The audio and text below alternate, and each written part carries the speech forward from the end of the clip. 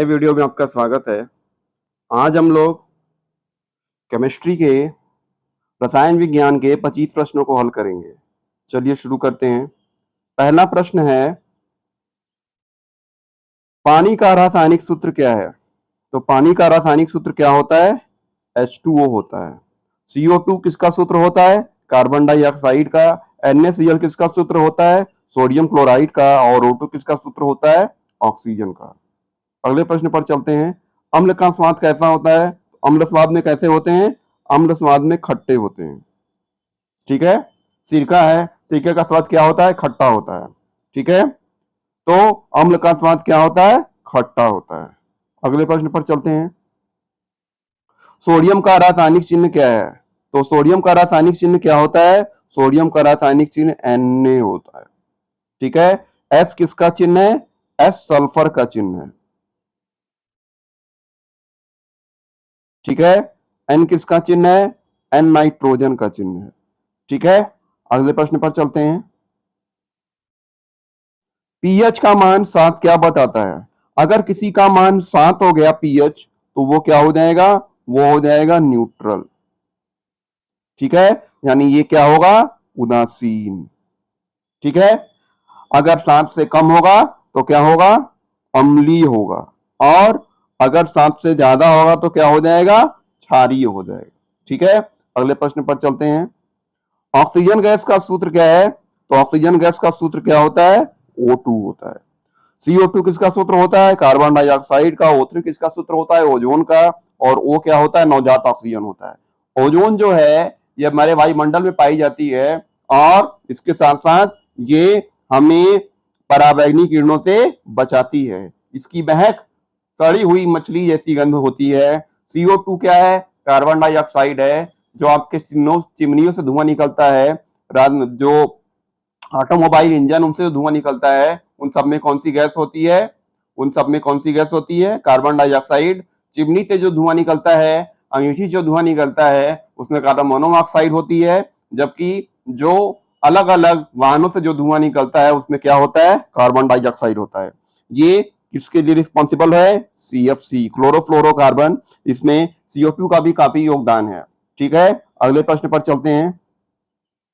सबसे हल्की गैस कौन सी है? तो सबसे हल्की गैस कौन सी होगी? जिसका परमाणु भार सबसे कम होगा। ऑक्सीजन का परमाणु भार कितना होता है? 16, नाइट्रोजन का 14, हीलियम का 4 और हाइड्रोजन का 1 या 2। ठीक है। सबसे हल्की गैस कौन सी है? सबसे हल्की गैस कौन सी हुई तब? हाइड्रोजन। ठीक है। अगले प्रश्न पर चलते हैं। नमक का रासायनिक नाम क्या है? नमक का रासायनिक नाम क्या होता है? NaCl। ठीक है। यानी यहां पर ऑप्शन बी क्या होगा? सही होगा। NaOH क्या होता है? सोडियम हाइड्रोक्साइड होता है। ठीक है। और HCl क्या होता है? हाइड्रोक्लोरिक एसिड होता है। KCl का नाम क्या है? Potassium chloride. ठीक है। अगले प्रश्न पर चलते हैं। प्रश्न संख्या 8। कौन सी धातु तरल अवस्था में पाई जाती है? तो तरल अवस्था में कौन सी धातु पाई जाएगी? पारा या मरकरी। ठीक है। ये किसका एलिमेंट है? डी ब्लॉक का एलिमेंट है। ग्रुप क्या होगा? 3 से 12 इसके बीच में होगा। इसके अलावा ब्रोमीन जो है वो एक अधातु है। ये भी क्या होता है? लिक्विड अवस्था में पाया जाता है। लेकिन किस ब्लॉक का है? पी ब्लॉक का है। और किस ग्रुप का होता है? 17वां ग्रुप किसका होता है? हाइड्रोजन का। ठीक है। हाइड्रोजन फैमिली जो ब्रोमीन है, हाइड्रोजन फैमिली, ये किससे रिलेटेड है? ये ब्रोमीन से रिलेटेड है। इसमें और भी तत्व हैं, फ्लोरीन, क्लोरीन, ब्रोमीन और आयोडीन। तो ब्रोमीन जो है ये द्रव अवस्था में पाया जाता है। ये अधातु है और धातुओं में पारा जो है वो किसमें पाया जाएगा? वो द्रव अवस्था में पाया जाएगा। ठीक है। अगले प्रश्न पर चलते हैं। कार्बन डाइऑक्साइड का सूत्र क्या है? तो कार्बन डाइऑक्साइड का सूत्र क्या होता है? CO2 होता है। O2 क्या होगा? O2 मतलब ऑक्सीजन, CO मतलब कार्बन मोनोऑक्साइड जो बहुत ही जहरीली गैस है, और C2O कार्बोनिक ऑक्साइड। ठीक है। अगले प्रश्न पर चलते हैं। प्रश्न संख्या 10। LPG का मुख्य घटक। तो LPG का फुल फॉर्म क्या होता है? Liquefied petroleum gas. इसका जो मुख्य घटक होता है वो क्या होता है? वो प्रोपेन और ब्यूटेन होता है। प्रोपेन का जो हमारा संकेत होता है वो कितना होता है, C3H8 होता है, और ब्यूटेन का क्या होता है, C4H10 होता है। तो इन्हीं दोनों के मिश्रण से क्या बनती है, एलपीजी गैस बनती है, यानी ऑप्शन बी क्या होगा, सही होगा।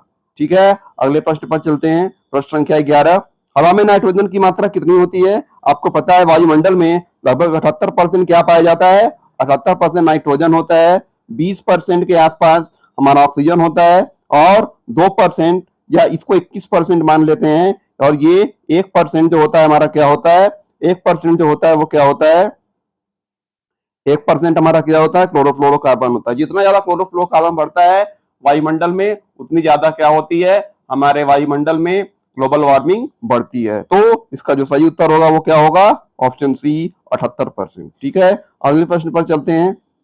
जंग लगना किस प्रकार की अभिक्रिया है? तो जंग लगेगा तो वहां पे ऑक्सीजन वहां पे डिपॉजिट होगी। तो जब भी ऑक्सीजन बढ़ेगा तो क्या होगा, वहां पर ऑक्सीकरण होगा। अगर हाइड्रोजन बढ़ेगा तो क्या होगा, ऑक्सीजन की मात्रा कम होगी, यानी वहां पे क्या होगा, रिडक्शन होगा। यानी कि इसका जो सही उत्तर होगा वो क्या होगा, ऑप्शन बी। ठीक है, ऑक्सीकरण। अगले प्रश्न पर चलते हैं। प्रश्न संख्या 13, दूध में कौन सा अम्ल पाया जाता है?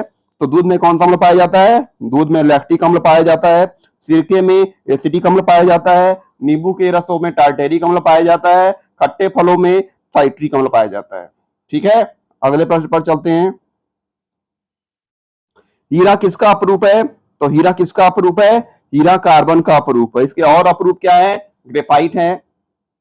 ठीक है, ग्रेफाइट किसमें मिलता है, ग्रेफाइट हमें जो हमारी पेंसिल की लीड होती है उसमें क्या मिलता है, ग्रेफाइट मिलता है। इसके अलावा कोयला, पेट्रोलियम, पेट्रोलियम में पेट्रोल, डीजल, केरोसिन, ये सभी किसके अप्रूप हैं, ये सभी कार्बन के अप्रूप हैं। इनको हम क्या बोलते हैं, हाइड्रोकार्बन बोलते हैं।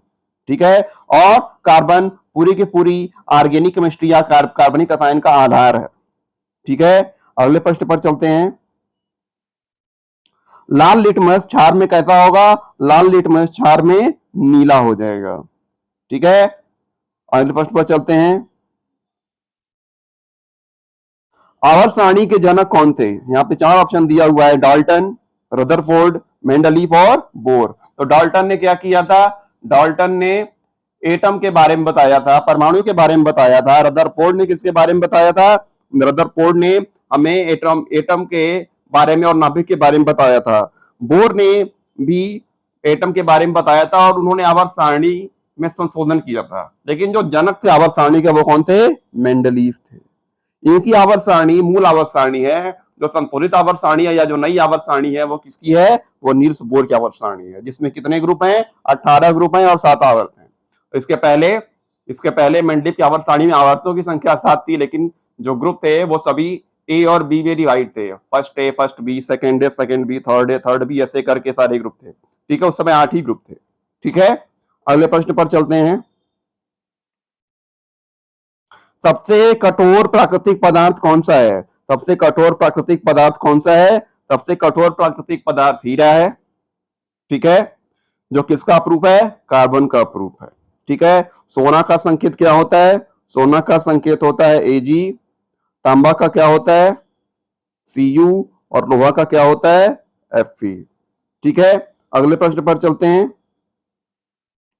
सॉरी, सोना का क्या होता है, सोना का Au होता है। ठीक है, सोना का क्या होता है, सोना का Au होता है।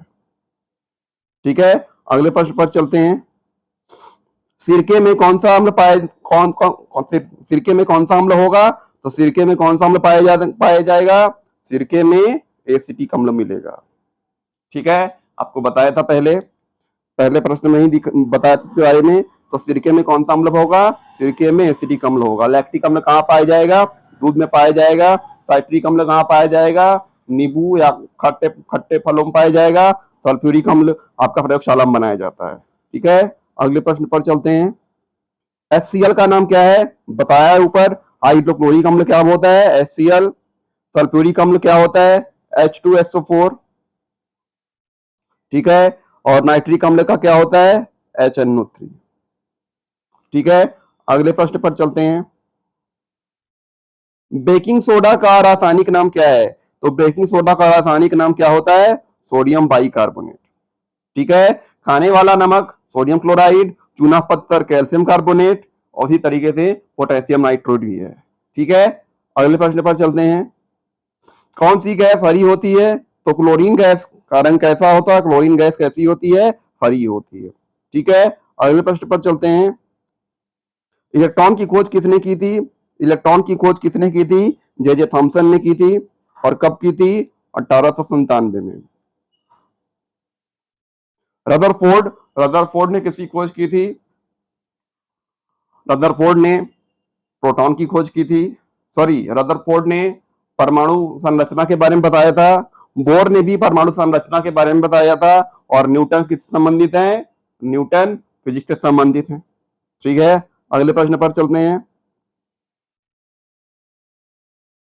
तो यहां पर एक बात और हम बताना चाहेंगे कि प्रोटॉन की खोज किसने की थी? प्रोटॉन की खोज चैडविक ने की थी।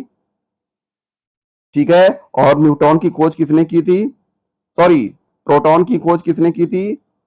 प्रोटॉन की खोज गोल्डस्टीन ने की थी। प्रोटॉन की खोज किसने की थी? गोल्डस्टीन ने की थी। और न्यूट्रॉन की खोज किसने की थी? जेम्स चैडविक ने की थी। ठीक है, इलेक्ट्रॉन की खोज जे थॉमसन, प्रोटॉन की खोज गोल्डस्टीन और न्यूट्रॉन की खोज जेम्स चैडविक। 1908 में प्रोटॉन की खोज हुई थी और 1932 में किसकी खोज हुई थी? जेम्स चैडविक ने न्यूट्रॉन की खोज की थी। ठीक है, अगले प्रश्न पर चलते हैं। ये इलेक्ट्रॉन, प्रोटॉन और न्यूट्रॉन हमारे तीन मूलभूत कण हैं जो किसी भी परमाणु के संगठन के मुख्य भाग हैं। परमाणु का केंद्र क्या कहलाता है? सेंटर ऑफ एटम, नाभिक, न्यूक्लियस। न्यूक्लियस में क्या होता है? प्रोटॉन और न्यूट्रॉन होते हैं। और इसके चारों ओर कौन रिवॉल्व करता है? इसके चारों ओर इलेक्ट्रॉन रिवॉल्व करते हैं। और जितना चार्ज इलेक्ट्रॉन पर होता है उसके इक्वल और अपोजिट चार्ज किस पर होगा? न्यूक्लियस पर होगा। दोनों का नेट चार्ज कितना हो जाएगा? 0 हो जाएगा। और इलेक्ट्रॉन जिन ऑर्बिट में रिवॉल्व करता है उनको हम क्या बोलते हैं? स्टेशनरी ऑर्बिट बोलते हैं। क्यों? क्योंकि वहां पर कभी भी इलेक्ट्रॉन अपनी एनर्जी रेडिएट नहीं करता है। ठीक है, अगले प्रश्न पर चलते हैं। प्रश्न संख्या 24। सीएनजी, सीएनजी का फुल फॉर्म क्या होता है? Compressed natural gas. सीएनजी का फुल फॉर्म क्या होता है? Compressed natural gas. अब नेचुरल गैस है तो यह मेरा प्राकृतिक रूप से मिलेगी। धान के खेतों में, गोबर गैस में, इन सभी में कौन सी गैस होती है? मीथेन गैस होती है। और यही सीएनजी का मुख्य घटक है। ठीक है, अगले प्रश्न पर चलते हैं। आखिरी प्रश्न है, कौन सा तत्व जल में तैरता है? जल में कौन सा तत्व तैरेगा? जिसका परमाणु भार, जिसका परमाणु भार कम होगा। तो लोहा भारी है, चांदी भारी है, तांबा भारी है। सोडियम एक ऐसा तत्व है जो हल्का है। तो यही क्या कर सकता है? जल में तैर सकता है। क्यों? क्योंकि जल का जो परमाणु भार होता है वो कितना होता है? 18 होता है। और सोडियम का 23 होता है। दोनों का भार लगभग बराबर, इसीलिए सोडियम एक ऐसा तत्व है जो क्या होगा? जल में तैरेगा। ठीक है, तो आज हमने 25 प्रश्नों की श्रृंखला की। अब अगली कक्षा में इसी प्रकार से हम अन्य प्रश्नों को भी हल करेंगे। तब तक के लिए धन्यवाद।